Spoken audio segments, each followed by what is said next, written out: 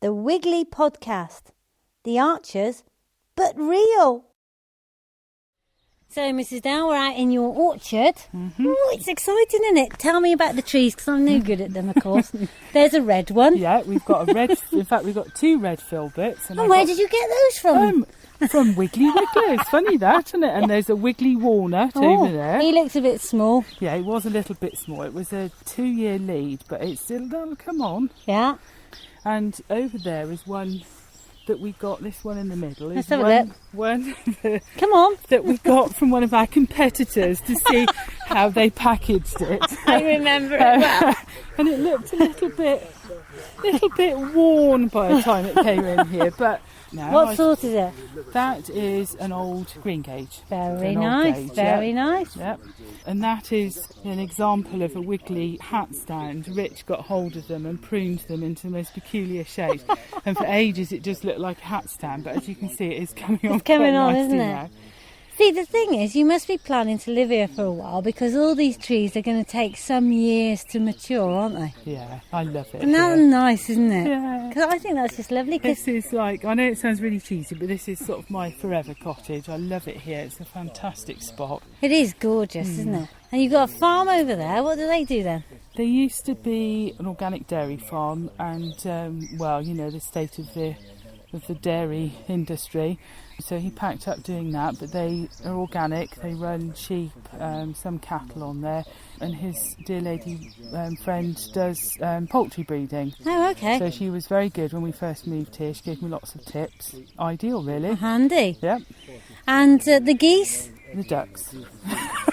Perhaps we hadn't better put that bit in. Oh, we will. Yeah, we definitely will. And the ducks? The ducks, quack, quack, quack. I know they were ducks. I just said geese for some reason. Just I don't know why. Yeah. To let you tell me what an idiot I am. And you're right. I was thinking geese because you gave the geese, of course, to Spike-Off. Absolutely. And the ducks, Mrs. Dow. We've got a silver Appleyard boy. Yeah. He lost his mate, unfortunately. We think the fox got her. So he's got 2 Aylesbury lady friends, and the other one, it's a bit of a cross between an Aylesbury and a silver Appleyard. And egg laying or? Yeah, I eat the eggs. Bruce is not so keen. Yeah, doesn't duck like eggs them. can make you feel funny in my experience. It's only because they look a bit weird, but I like them. They're a bit big, aren't they? And gloopy sort of looking. Yeah. Yeah. I can manage them in omelette, but that's about it. Yeah, you see, I like them. Yeah. Which is handy, really. And you've got a fruit garden just over the way. Lovely. Yep. And loads of beehives. Yeah, nothing in the beehives, I'm afraid, yet. Is there going to be? Yeah, we bought them about 4 years ago, and we keep meaning to sign up for a course. Yeah. And it comes round to May, and we haven't signed up, and then the course is full. So I think we'd better sign up for next year's. Very good. And who's this handsome-looking dog? Oh, he's my baby Percy. He's a lovely. Patterdale, and he's absolutely gorgeous. A Patterdale. A Patterdale, yeah. Is that a terrier? Yes. Yeah. And are these your new chickens? They are, yes, my little Warrens. And I got those from the Smallholders show last weekend. Oh, yeah, they've settled in nicely. They're really good, yeah, they're very friendly. And the cockerel looks after them? He does, yeah. And the dogs and the cats, they all seem to get on, as you can see.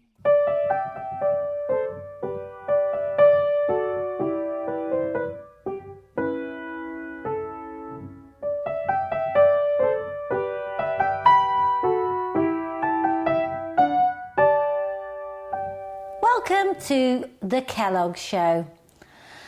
This is podcast number 225, and for those of you with a delicate nature who can't face the fact that we eat food that we produce, switch off. Come back on number 226 when Ricardo will be... boring you to death, I think. I thought you were going to say roaming in the gloaming. Yeah, I expect you'd be doing that as well. Or lying on some grassy knoll, gazing into the distance. With inverts. Probably. Anyway, I'm Heather from Wiggly Wigglers. And I'm Farmer Phil, and I expect Ricardo's going to come and beat me up now. I expect he will, Phil. Listen, the story of Kellogg's. Well, we had a lovely cockerel called Kellogg's. Very nice to have him here. And he turned nasty. Now, is that any good reason to kill him? Because in my opinion, that's a bit like having a dog. You know, a dog is for life, not just for Christmas. I thought you were going to say it's a bit like having a granny who turns nasty. Well, same thing. You know, it's just not on to just use that as an excuse. I don't like the term kill him, although that is what has happened. I think it's a lifestyle option for a chicken. Right. If he chooses to behave badly, then he'll go down a different route. You're looking very puzzled. Well, to my mind, I'd always wanted to have meat birds. Cockerels always make meat birds. So to my mind, this fast forwards the meat element of it.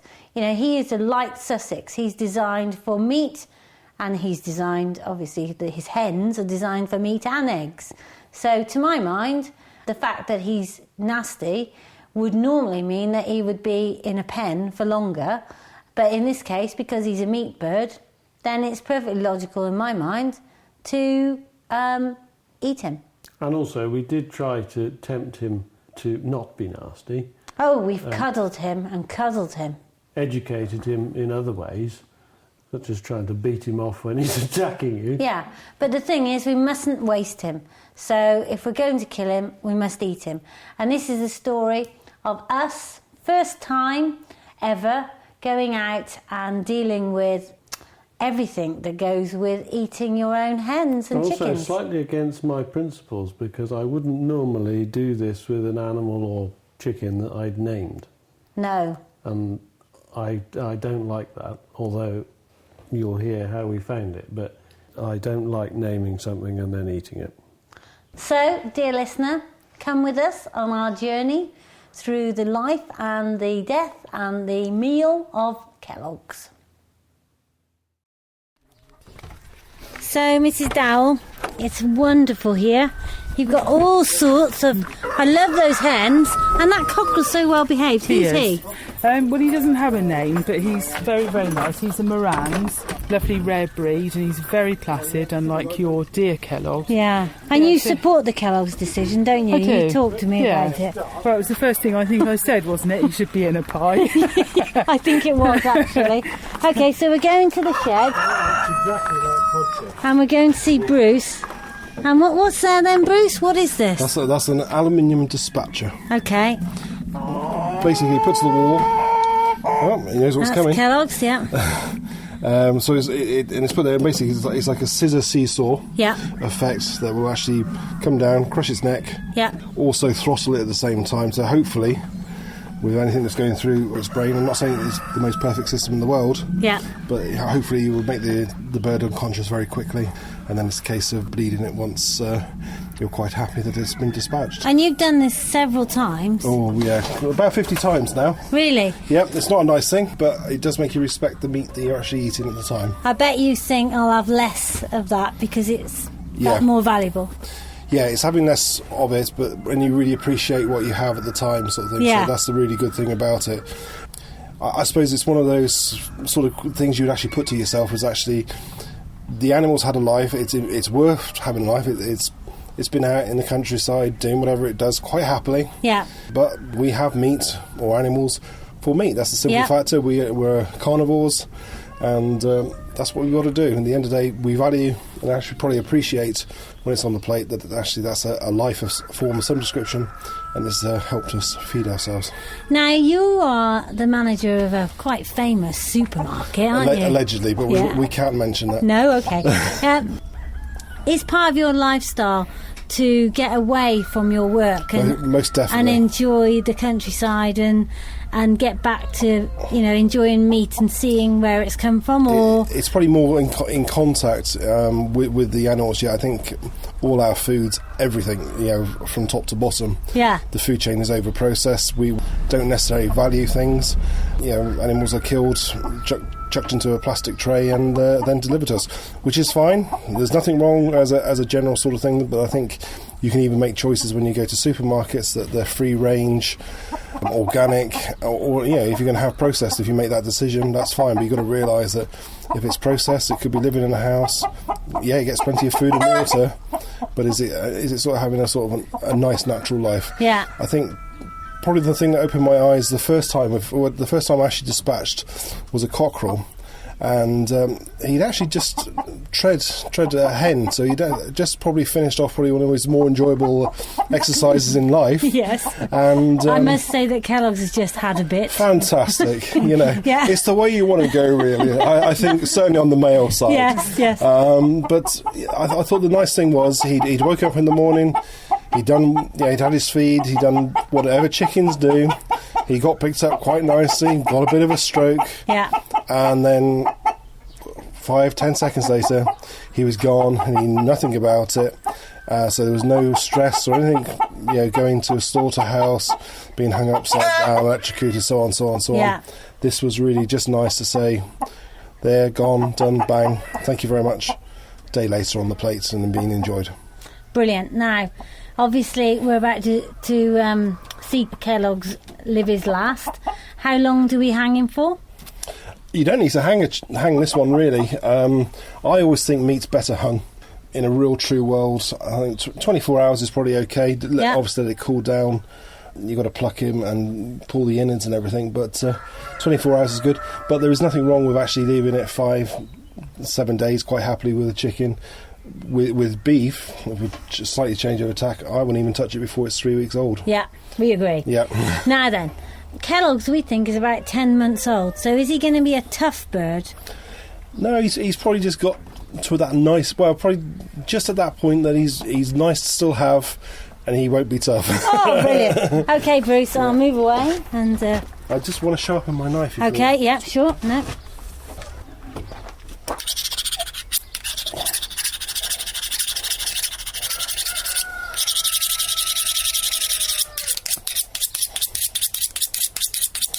Doesn't seem to relate knife sharpening.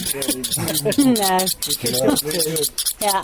They say animals don't have the benefit of foresight, so that they can't speculate as to what's going on. Yeah. They don't know what Paxo tastes like either.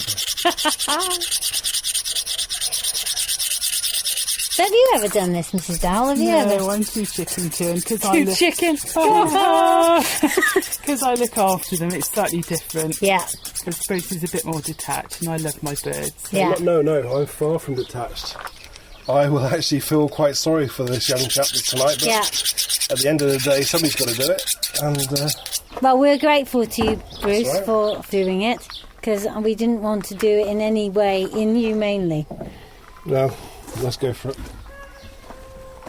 So, as you say, you put the ringer up. His head then goes into the ringer. Try and keep it as close as we can to the neck. He's still quite happy and alive now. And then it is a quick crunch down. That's it, he's gone now. God. You'll get a little bit of kicking. That's just a natural reaction. Yeah. As we said just a second ago, his organs will still be working, but initially the brain action should have ceased now. We just want to I can touch his eye. There's no reaction in that, but I just like to give it a couple of seconds just to fair enough. Make sure he's there. Because it's a huge difference that because he has no foresight, he is completely unflustered at the sight of Bruce or the ringer or anything else, whereas we know what's coming. He can't work it out at all. I mean, I'm not particularly attached to Kellogg's, but I know that the kicking and what have you is just nervous leftovers, if you like. So that's him done now. God, it's quite emotional, isn't it? Because well, he's an animal. Yeah. As I say, he's been through the ringer now. All I'm going to do now is just slit his throat. There will be some blood now, but probably the better cut is there. And that's really just a case now of letting him bleed out. As you can see, there is a fair bit of blood, but there's probably not much more than a couple of fluid ounces realistically in the animal. I'm sorry to be thick, but why do you need to let the blood out of the bird when you have juices in your beef that are blood? Well, no, beef and pork is all bled. Basically, it taints the muscle. Right. And that's why we try and keep most animals as de-stressed as you possibly can. Tenses the meat up, can make beef tough especially. Basically, you've got to get the liquid out of the flesh. It is also, in the case of a slaughterhouse where they use electric stunners, that it is actually the bleeding action which finally kills the animal. It's unconscious completely when its throat is cut, but by bleeding it out, it is then dead, because that completely nullifies any possibility of brain action at all. Okay. Couldn't have said that better myself.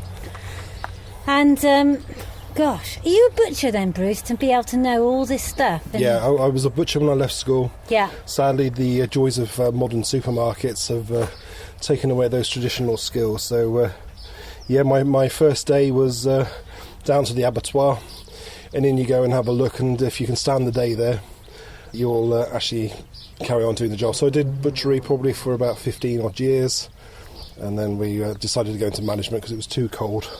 And now you have to deal with humans. Yeah, which are far more difficult because we're not allowed to put them on a chopping block. Well, I'd just like to say thank you very much for doing that. And it is quite difficult, isn't it? Do you find it difficult? No, I must say I find it... My heart is beating like a million times. I know what Bruce means much more so with the cattle. I have no particular emotional attachment to Kellogg's, although I would not normally reckon to kill something that I'd named. No, that's quite true. Yeah. But you'll be doing a disservice if you don't eat him now. Absolutely right. Oh, yeah. We're definitely going to eat him. He's going to be the most lovely roast chicken dinner ever. I have to say, when I actually felt him, he has got a very nice breast on him. Brilliant. Thank you, Bruce. That's all right. So he's a pretty good stage to be eating after your 10 months. Fantastic. I think it's time for that quick cup of tea, don't you? You're going to have a long cup of tea. We're not proud. So, after a cup of tea, we're home again with Kellogg's. And we're going to... what are we going to do now, Phil? I was just thinking that normally in the winter time I'd hang things like pheasants in the garage because it's cool at night and so on, but I'm just thinking that the temperature is too warm really now to do that, and that if I hung Kellogg's there would be a risk that he might get fly blown. So don't tell anyone at Wiggly's, but I'm going to go and hang him in the Wiggly fridge. Oh, Lord. Go right through into the place where there's no worms and there's no flowers. Here we are. So tomorrow we'll pluck him and de-gut him. Careful.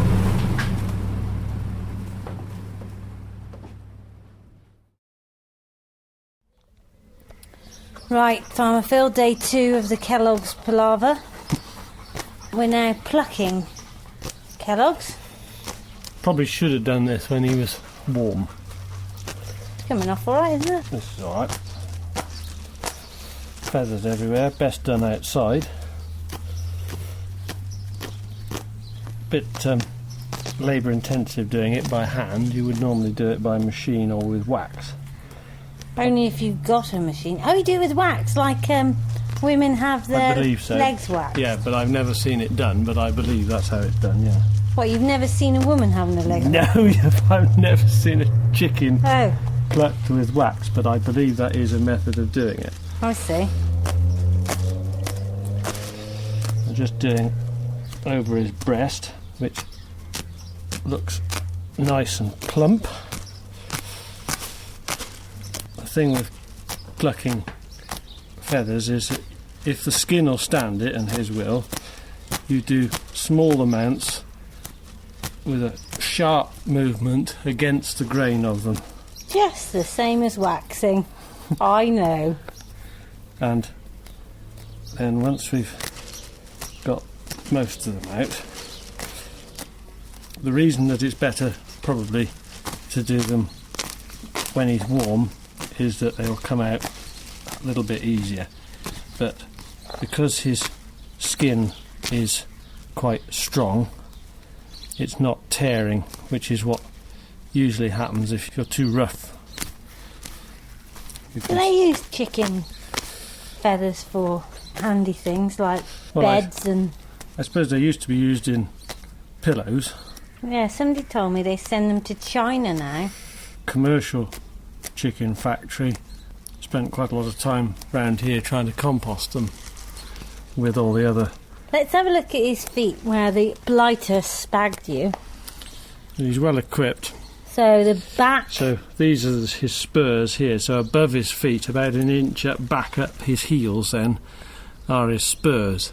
Very which successful. Is quite a sharp, I don't know what, half, 3/4 of an inch long spike sticking straight out of the back of his leg. They use those for all sorts of things, among them fighting, and I suspect it is those that you felt the thin end of. Just seem rather a shame to pull all these rather handsome white feathers off, but I'm afraid that is how it is, Kellogg's.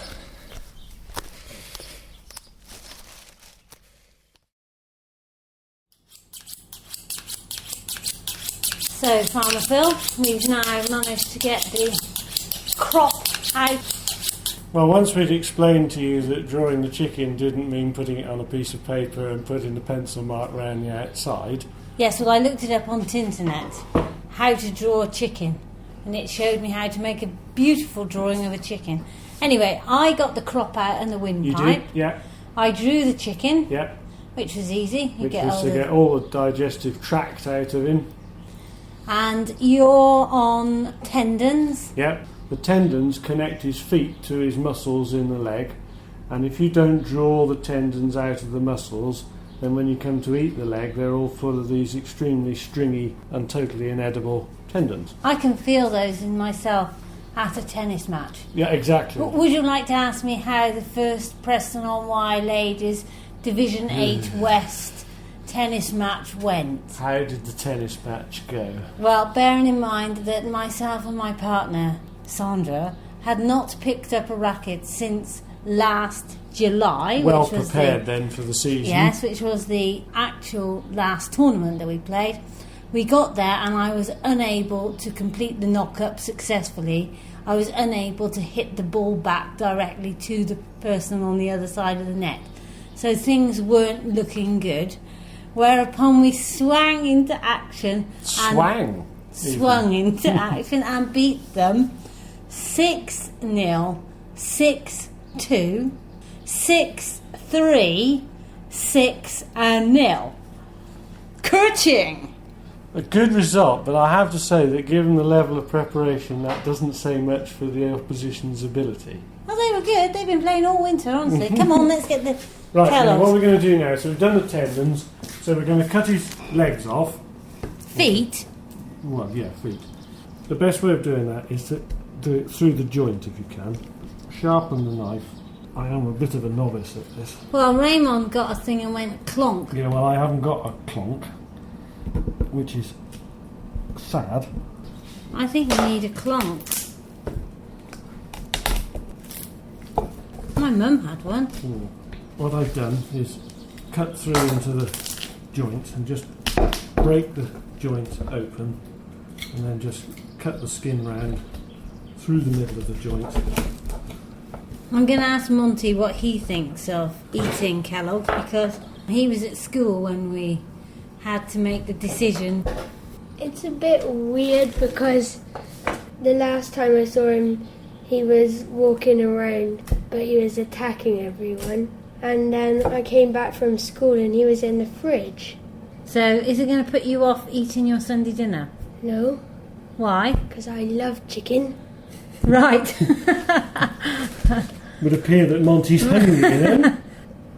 So now I'm going to do a bit of a cheat because I found plucking the ends of his wings particularly difficult. And so rather than worry too much about it, I'm going to cut the ends of his wings off. And again, I break open the last joint and just cut it through neatly, so that's fixed. These little feathers are a complete pain, aren't they? Meanwhile, I have made the stuffing. I had to use dried sage, but it is homegrown because my sage has been eaten by the chickens. And I have onion in there, and I also have, you'll like this, Podchef, I have my homemade bread in the breadcrumbs. So we're ready to stuff the chicken in a moment. The oven is on It's 20 to 12. Okay, so now we're Right, going to... so now he looks nearly ready. I'm not sure what to do with those bits. I don't think we need to worry too much about those. So now we've got to weigh him, find out what his dressed weight is, and then we will hand him over to you for a good stuffing. I can't see for looking. £5. So Rob wasn't a million miles out when he said it would be £4. There we are. He's ready to go in the oven. So, hour and a half or so later, here we are, the moment of truth. So, just nick us off a tiny bit. Try that then, Ev. You try some. Quite tough, isn't it? I don't think so. It's firm, very tasty. I think slice it really thinly. I wouldn't call that tough, nor would I call it dry. But it is interesting because it is a completely different texture to intensively reared chicken, or it is to me anyway. I've let it relax, so... I think he's totally relaxed here. Right, to lunch. To lunch, we'll get some taters and gravy round him. There we are. I wonder what you think. If you'd like to email us and let us know what you think, could you do that? What are you going to do if you've got chickens? And, have you thought about plan B? Lots of people have got chickens these days, but what are you going to do when the time comes? How does it work? I don't know. Perhaps you disagree with what we did. Email us, heather@wigglyWigglers.co.uk. pwg@lowerblakemere.co.uk. In the meantime, next week we have a show of delights and delectable, delicious... Oh, God! Next what you're week... trying to say is with the riveting and scintillating interviewing possibilities with the one and only... Oh, Ricardo! That's got to be worth a beer, isn't it? I think so. I'm sure he'll get you a beer for that. Bye from me. And bye from me.